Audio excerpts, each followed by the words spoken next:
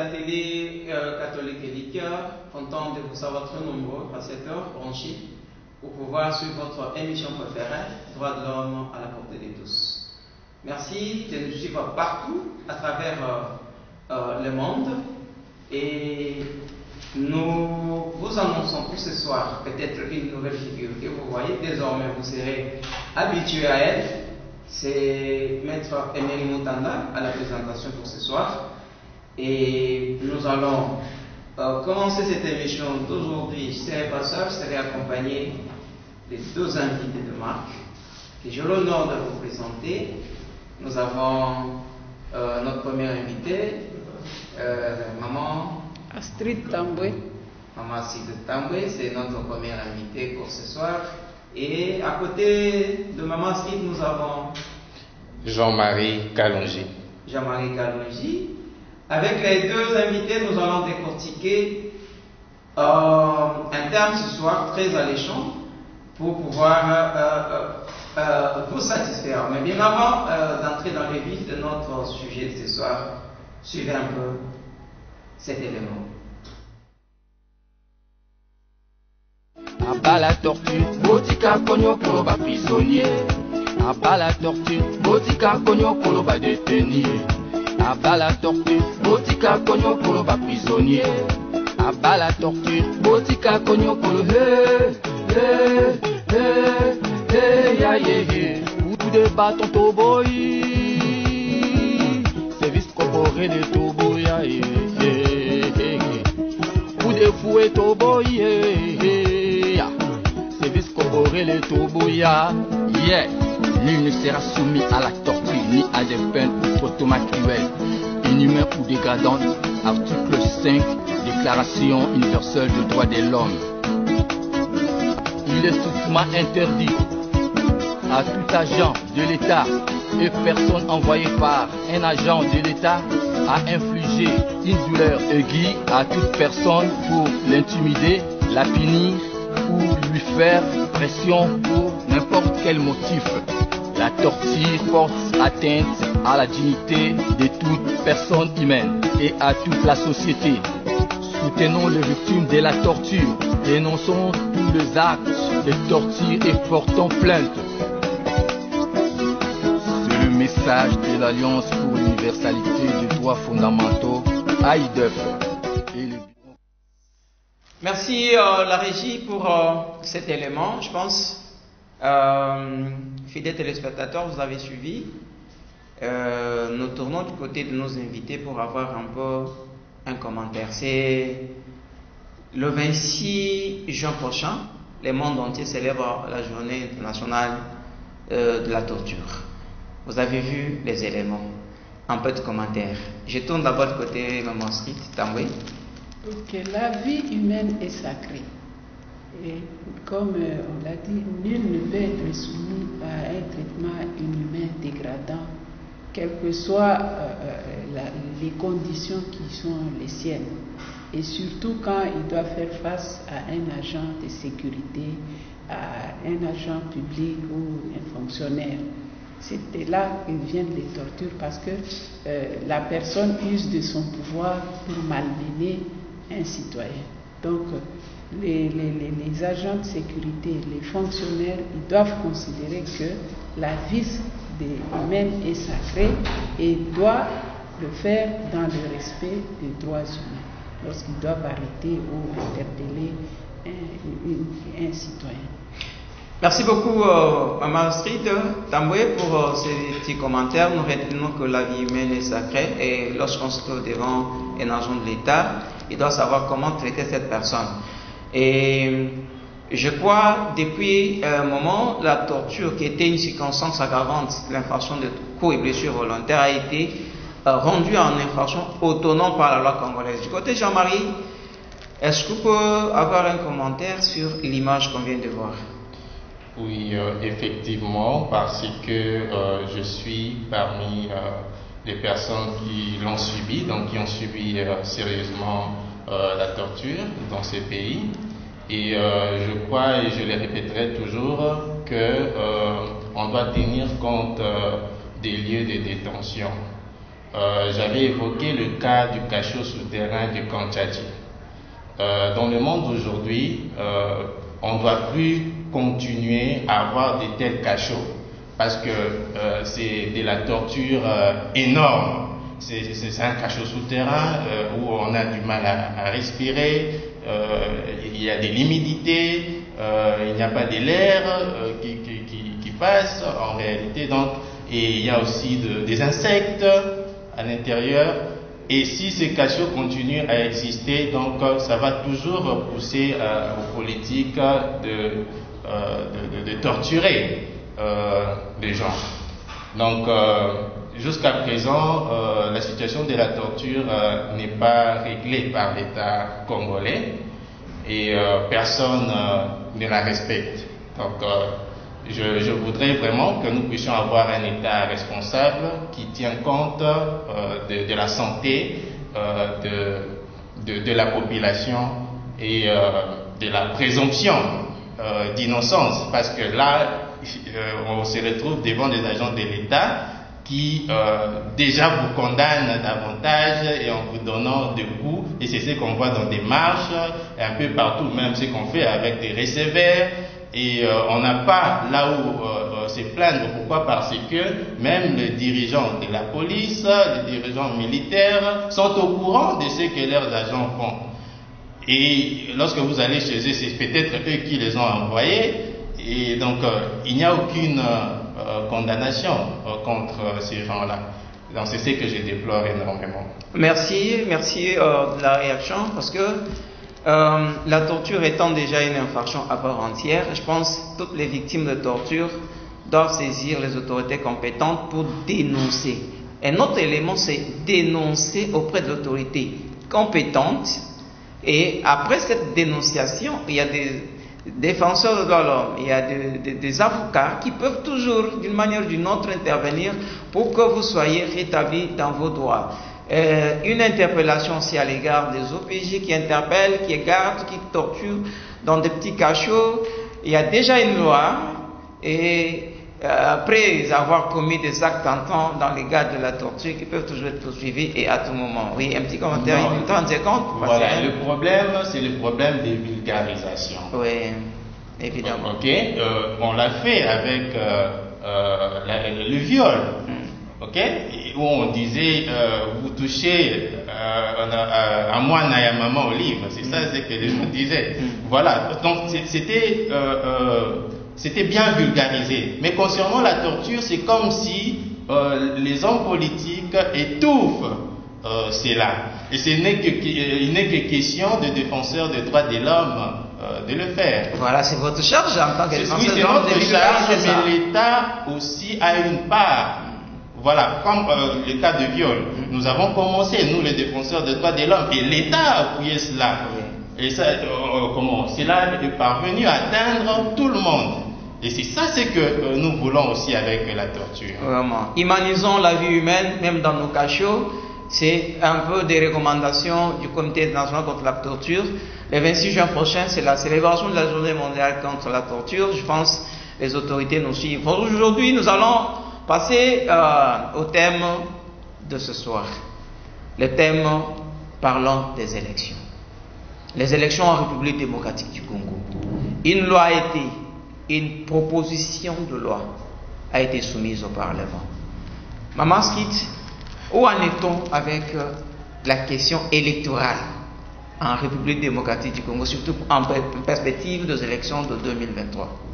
Et récemment, nous avons suivi, je crois le 28 mai, le rapport de la commission PAG par rapport à la proposition des lois régissant la CENI.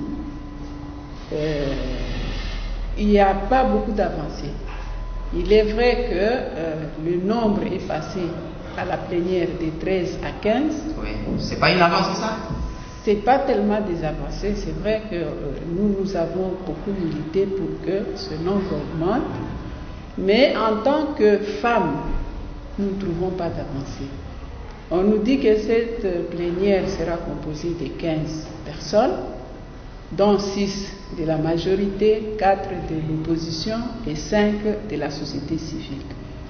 Mais on nous dit qu'il y aura personne qui proviendra des organisations féminines. Mais maintenant, on ne respecte pas l'exigence constitutionnelle qui demande à ce que les femmes soient représentées de manière paritaire dans les instances de prise de décision. Et on nous dit qu'au niveau du bureau, il y aura au moins 2 femmes. Et nous sommes inquiets. Pourquoi? Parce que c'est sur quel soubassement juridique qu'on détermine le nombre de femmes. Pendant qu'au niveau du gouvernement, nous avons salué quand même les avancées, et nous rendons compte qu'au niveau de la CENI, on va encore rentrer. Donc il y aura peut-être 2 femmes uniquement au sein de cette plénière. Parce que quand nous regardons les politiques, c'est rarement qu'ils mettent des femmes. Donc vous verrez que l'opposition, la majorité, il n'y aura pas de femmes, et la société civile, il y aura peut-être une femme. Et on n'a vraiment pas insisté sur cette exigence constitutionnelle de la représentation paritaire de la femme. Ça, c'est une chose. Et de l'autre côté, nous sommes aussi inquiets du fait qu'on est en train de politiser la CENI. On a suivi le président de la commission qui a dit que la CENI est une institution politique par excellence. Mais nous disons non, c'est une institution citoyenne. Et quand on dit institution citoyenne, là on évoque la participation citoyenne. Qu'est-ce que la participation citoyenne? C'est favoriser la voix de la diversité dans la communauté. Donc on va vers l'inclusion parce que la participation citoyenne, c'est un fondement de la démocratie. Donc, à entendre le président de la PAJ, donc la CENI est hautement politisée alors que c'est une institution citoyenne. Donc ça, ce sont les 2 inquiétudes qui nous tiennent. Les 2 inquiétudes, la participation de la femme, le caractère citoyen et le caractère citoyen de la Commission électorale nationale indépendante. Est-ce votre avis, Jean-Marie Kalonji? Oui, j'aimerais dire quelque chose. La société civile s'est beaucoup battue pour que nous ayons une CENI réellement neutre. Il y a eu les mouvements citoyens, il y a eu l'intersyndicale nationale du Congo, l'ordre de médecins, les ONG de défense des droits de l'homme. Et nous avons pu élaborer un document pour rendre la CENI neutre. Et la société civile est le symbole de neutralité dans le pays. Et nous ne pouvons pas voir en même temps des gens qui sont partis et juges dans l'affaire. Parce que la CENI, c'est l'appareil qui nous fabrique les dirigeants. Et cet appareil doit être neutre en réalité. Mais qu'est-ce que nous constatons? Nous constatons une forte domination des politiques dans cette affaire. En 2006, il n'y avait que des politiques qui s'étaient constitués pour mettre en place quelqu'un qui allait diriger la CENI. Il n'y avait aucun choix de la part de la société civile. En 2011 même, ce n'est qu'en 2013 qu'on nous a mis en place la loi où il y avait 3 membres de la société civile qui pouvaient provenir réellement ou être élus par leur père. Mais actuellement, nous devons essayer de bien analyser les choses. Qu'est-ce qui a fait en sorte que cette CENI puisse exister? Parce qu'ailleurs, c'est le ministère de l'Intérieur qui organise les élections. Mais dans notre pays, comme la population n'a pas confiance aux hommes politiques, raison pour laquelle la CENI doit nécessairement revenir à cette société civile pour organiser des élections, pour produire les personnes qui vont la diriger. Mais actuellement, on se rend compte que nous sommes dans l'oligarchie. Comment? Au lieu qu'on soit dans la démocratie. Donc, les hommes politiques commence à donner des ordres partout. Par exemple, lorsqu'on met dans le bureau de la CENI, il n'y a qu'un seul membre de la société civile. Et pourtant, il y a des votes qui se font ou des décisions qui se prennent au niveau du bureau. Quelle serait la voix ou quelle ferait la voix du représentant de la société civile? Vous voulez en avoir combien? Écoutez, sur la loi que nous avions proposée, dans la proposition de la nouvelle loi portant organiser le fonctionnement de la CENI, nous avons proposé toujours l'ossature de 13 membres, mais qu'il y ait 5 membres au niveau du bureau, où il y aura 2 de partis politiques, donc opposition et majorité, et les 3 autres, non, c'est les 6, donc 4 de la société civile et 2 de partis politiques. C'était ça la proposition. C'est dans la proposition de Lutundula? Non, pas dans la proposition de Lutundula. Parce que, écoutez, on doit faire la part des choses. Oui, parce que celle qui est examinée, c'est le peuple qui est le souverain primaire.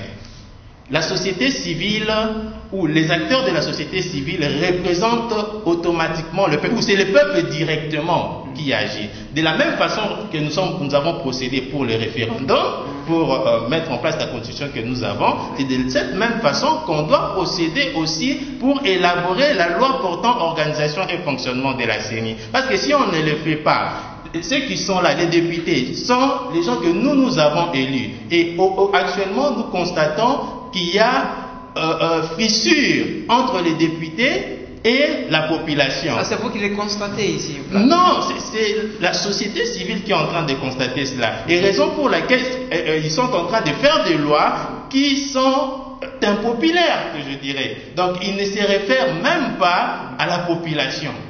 Et raison pour laquelle les femmes se plaignent, et c'est tout le monde qui se plaint par rapport à ce qui se passe, et on ne voit aucune neutralité au sein de la société civile. Je comprends votre avis. Au sein de la loi de la CENI. Merci, Chamari. Maman Fried, est-ce que cette société civile, c'est laquelle? Parce qu'il semble qu'il y a fissure entre société politique et société civile. Chamari venait de dire qu'on n'a pas confiance en la société politique. Alors, société civile, c'est laquelle? Parce que vous êtes vous-même aussi, par moment, société civile gauche, droite. Qui êtes-vous, société civile alors? La société civile, c'est le peuple organisé. Donc, il y a des catégories de personnes selon un intérêt qui se mettent ensemble et qui revendiquent leur cause. Et c'est cette société civile qui travaille dans divers domaines. Même dans les domaines politiques. Nous avons fait la proposition. Pendant tout ce temps, il y a eu beaucoup de travail. Nous avons participé aux Journées nationales de la réforme. On a été en contact même avec le groupe des 13. C'est-à-dire, le politique doit être à l'écoute de la communauté, de la société. Parce que nous participons tous, soit de manière directe, c'est eux qui sont élus qui participent, soit de manière indirecte. Mais c'est lui qui vous a donné un mandat. Il a un droit de regard aussi sur la gestion. Et c'est ça. Et quand ils doivent voter des lois, ils doivent prendre en compte nos attentes, nos revendications. Mais qu'est-ce qu'on constate? Nous sommes un peu en affrontement. Parce que le président de la commission PAG l'a dit. La CENI n'est pas l'apanage d'un groupe de pression. Or, n'est pas l'apanage des groupes de pression. Ce sont les politiques qui doivent gérer la CENI. Or, si, comme l'a dit Jean-Marie, si on a retiré la CENI, enfin la gestion des élections au ministère de l'Intérieur, c'est parce qu'il y a une rupture entre la population et les décideurs. Or, une vraie démocratie, c'est la population, de manière inclusive, qui doit participer à la gestion publique. Parce que ça nous appartient tous. Mais les choses telles qu'elles se passent, c'est le même système qui continue. On a changé de personnes, mais nous voyons que la majorité actuelle revient toujours sur les mêmes pratiques que nous avons décrites. Mais la loi n'est pas encore votée ni adoptée au niveau de la Oui, mais la configuration... C'est déjà un jugement d'intention. Il n'y a pas un procès d'intention. Les choses telles qu'elles se présentent et telles qu'on est en train de les défendre. Et nous sentons que nous ne sommes pas ensemble avec les décideurs. Nous sentons qu'eux, ils sont à part et ils ne viennent vers nous que lorsqu'ils auront besoin de voix. Et une fois élus, ils deviennent, comme on dit, le pouvoir émane du peuple, mais pour les dirigeants. Ça devient un petit groupe qui gère. Aujourd'hui, il y a plein de problèmes dans la société. Le chômage, les maladies, les personnes déplacées, les femmes violées. Et tout ça, nous voulons qu'on trouve une solution à tous ces problèmes. Mais maintenant, nous sommes déjà à 2 ans et demi des prochaines élections. Et on ne s'entend pas. Et à l'allure où vont les choses, on a peur qu'on ne puisse pas arriver à une solution pour pouvoir bien gérer les élections de 2023. D'accord. Au cas où, M. Jean-Marie Kalonji, au cas où l'Assemblée nationale n'arrivait pas à adopter cette loi pour cette session, parce que d'ici 11 jours, c'est la clôture de la session ordinaire de mars. Quand viendra-t-il? Quelles sont les craintes de la société civile par rapport à ça? Oui, moi je ne suis même pas dans cette logique-là. Bon, les gens disent toujours que je suis extrémiste, tout ça, parce que je savais que toutes ces choses allaient se passer. Comment ça? Et raison pour laquelle nous avons conduit les choses de façon que la société civile puisse elle-même composer sa nouvelle loi. Ok, nous avons une loi déjà composée et qui touche un peu tout le monde, parce que le langage de toute la société civile est d'avoir une CENI réellement neutre et indépendante. Mais fallait-il pas intégrer ces propositions-là aux énonciations de l'Outoumou là, parce que celle qui était en non, la procédure qu'il y a lorsque il y a déjà un député qui a introduit une loi ne peut pas avoir un autre qui vient avec la même... Qu'avez-vous fait à cet égard? Voilà. Mais le problème ne doit pas normalement se passer au niveau du Parlement. Pourquoi? Parce que quand on parle du système, on sait pourquoi il y a création de la CENI. Ok? Et pourtant ailleurs, c'est le ministère de l'Intérieur qui organise des élections. Donc il y a déjà problème de confiance. Les députés sont des politiques. Ok? Et la CENI est un organe qui doit être neutre, donc composé du peuple, de la population, de la société civile. Absolument. Voilà. Alors, donc, un organe que la société civile doit contrôler.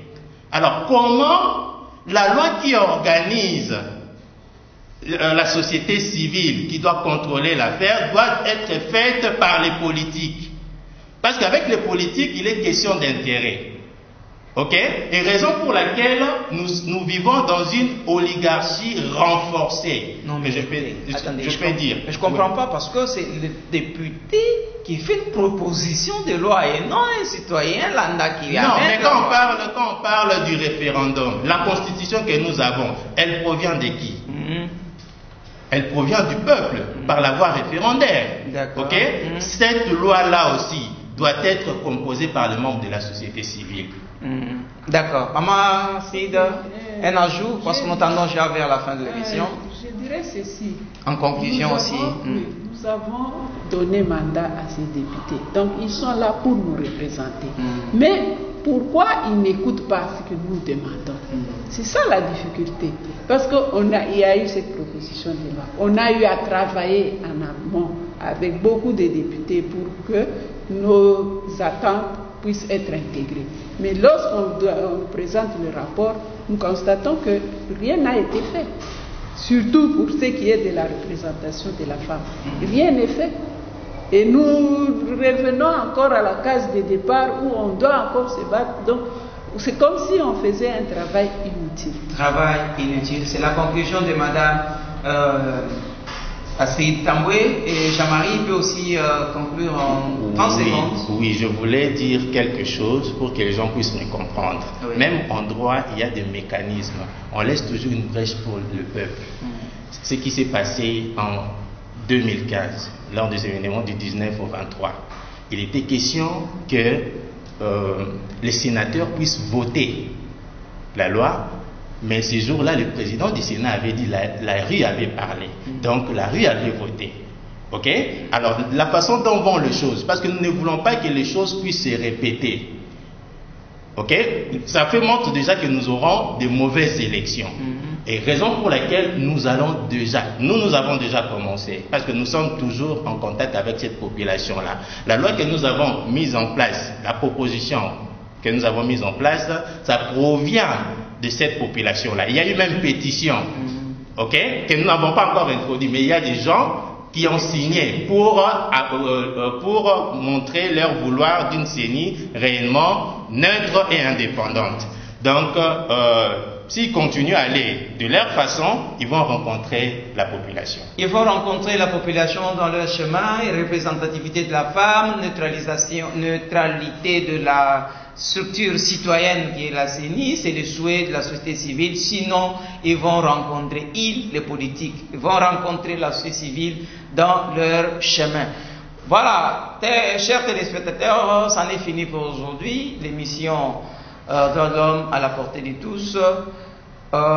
J'avais deux invités, Madame Astrid Tamboué et Monsieur Jean-Marie Kalonji-Tous de la société civile.